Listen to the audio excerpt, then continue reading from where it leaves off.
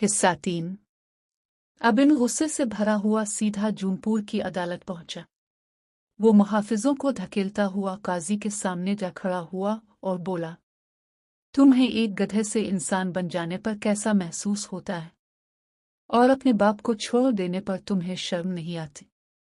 काजी ये सुनकर सख्त हैरान रह गया। मुहाफिज फौरन आगे बढ़े, अब उनको पकड़ लिया और एक रात के लिए कैद खाने में बंद कर दिया। अगली सुबह जब अब उनको रहा किया गया तो वो दोबारा अदालत में जा पहुंचा। इसने फिर काजी के सामने खड़े होकर कहा, बताओ, पहले एक सुस्त गधा होना और फिर इंसान बनकर अपने बाप को छोड़ देना कैसा लगता है?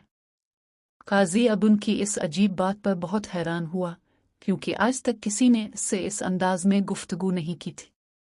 लेकिन काजी निहायत साबिर, मेहरबान और दाना इंसान था। उसने गुस्सा करने के बजाय नरमी से पूछा, अगर वाकई में कभी तुम्हारा गधा था, फिर तुम्हारा बेटा बना और अब काजी हूं, तो बताओ मैं ऐसा क्या करूं जिससे तुम्हें यह महसूस हो कि मैंने तुम्हें नहीं छोड़ा? अबिन ने कुछ देर सोचा, फिर जवाब दिया, तुम मुझे 700 रुपए दे दो ताकि मैं और तुम्हारी माँ बाकी जिंदगी आराम से गुजार सकें और हमें दोबारा मेहनत ना करनी पड़े। अदालत के मुहाफिज ये सुनकर हैरान रह गए, मगर काजी ने फौरन अब उनकी दरख्वास्त कबूल कर ली और उसे 700 रुपए दे दिए। अब उन खुशी से निहाल हो गया। इसने इस शख्स का शुक्रिया अदा किया जिसे वो अपना बेटा समझ रहा था। पैसे लेकर वो अपने गांव वापस रवाना हुआ।